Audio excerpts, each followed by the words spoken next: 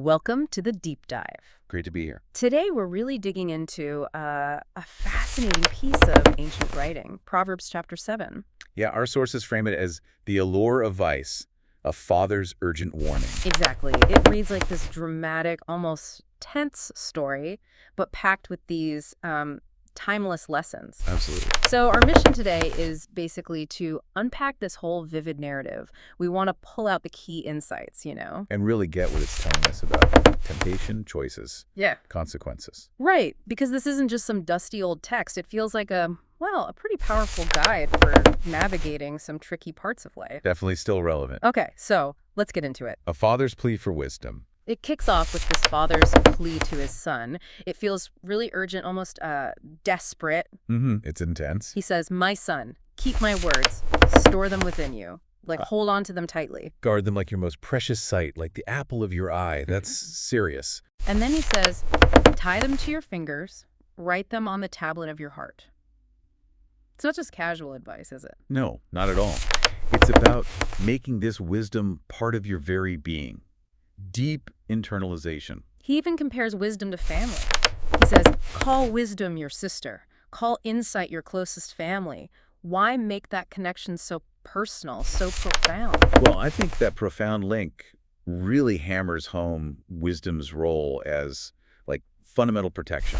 Oh, okay. It's not just a list of don'ts. It's meant to be woven into who you are, like a sister looking out for you. Guiding you away from bad paths. Exactly. And the father connects it immediately to protection. He says, if the son listens, these words will keep you from the seductive words of the adulterous woman. From the path that leads to death. Wow. Yeah, so that answers the question, really. Why is wisdom the first line of defense? Because it gives you that foresight, that discernment. So you can spot the danger before you're even close to it. Right. It lets you recognize those destructive paths way ahead of time.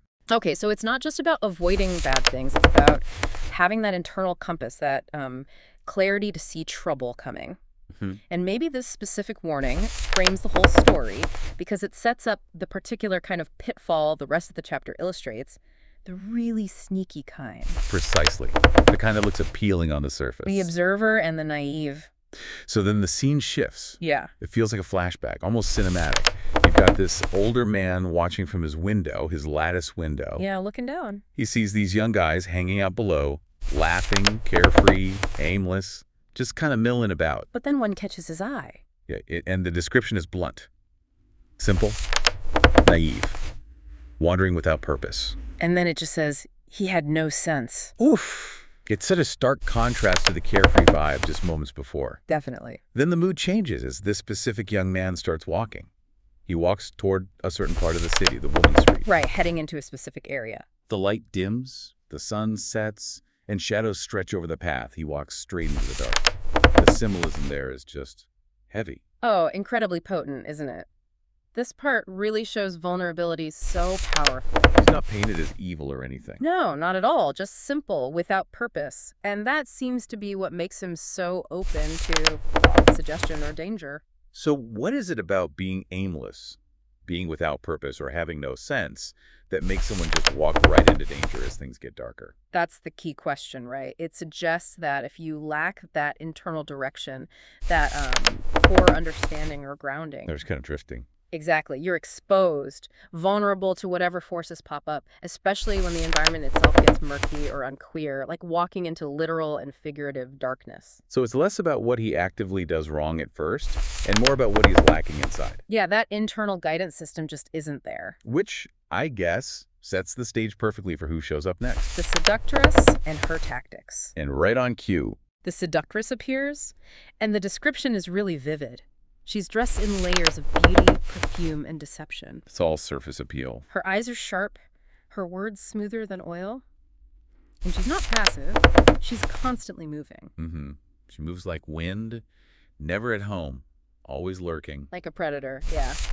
Now in the streets, now in the square, now in the corner, always looking. Always hunting, almost. And her approach, it's not subtle. It's shocking, really.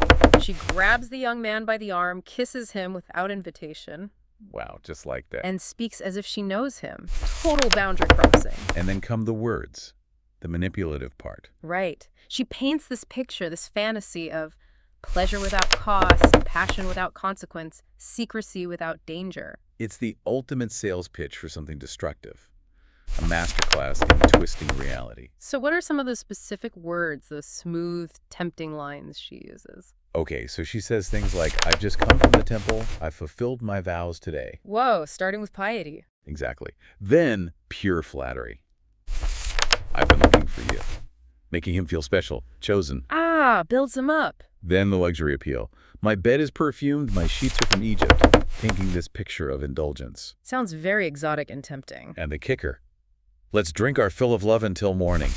My husband's away on a long journey. The get-out-of-jail-free card. No consequences. Precisely.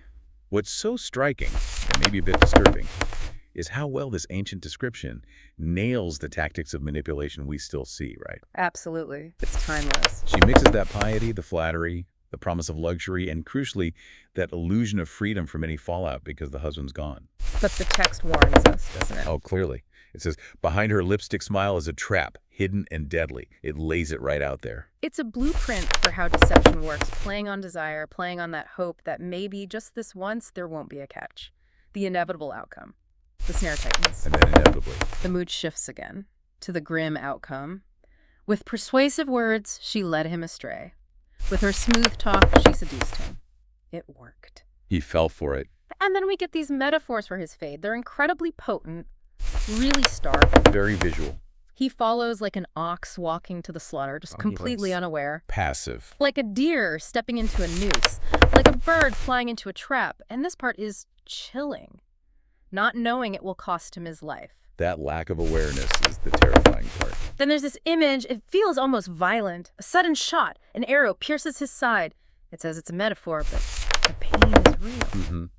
That progression is chilling, isn't it? From the smooth talk that seemed so harmless Right. to being actively led astray, and then, bam, these animal metaphors. An ox, a deer, a bird. Creatures caught, doomed. It emphasizes how little control he has at this point. And his complete lack of awareness, as you said. Not knowing it will cost him his life. Which raises the question, what are the real costs here? Beyond just the literal, you mean? Exactly. When someone steps into a trap like this, the cost isn't just, one specific bad event.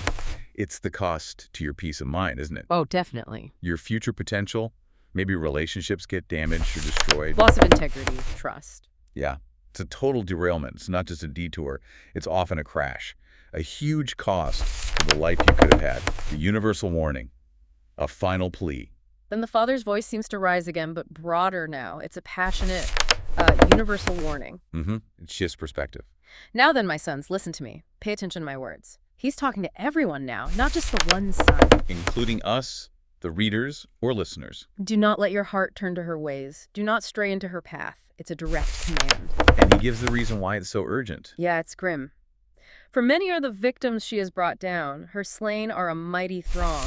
This isn't a one-off tragedy. It's happened countless times. The imagery is stark, tombstones countless, with names faded and forgotten. It paints a picture of widespread devastation. Yeah, the cumulative effect. And the final ultimate conclusion the text offers is just stark. Her house is a highway to the grave leading down to the chambers of death. Wow. No mincing words there. None at all. And that shift you mentioned, from the specific story to this universal warning, that's so important, isn't it? How so? Well, it makes it clear this isn't just about one foolish young man or one specific type of temptation. It's a cautionary tale for all sons. For anyone, really. About how this pattern repeats. Exactly. About the cumulative devastation of following that kind of allure. And recognizing these patterns, the smooth talk, the hidden trap, the disastrous end. That can help us avoid it. Yeah, it can help us avoid not just this specific highway to the grave, but maybe any deceptive path that promises easy pleasure but leads to regret or destruction. It's about learning to spot those red flags, maybe. Seeing past the attractive surface. Absolutely. Understanding what that road actually looks like, despite the misleading signs. Outro. So, as we wrap up this deep dive, the narrator, or the voice of the father, leaves us with this powerful final thought about two voices in life. A fundamental choice. One voice that promises the world and hides the knife, which is a pretty vivid image.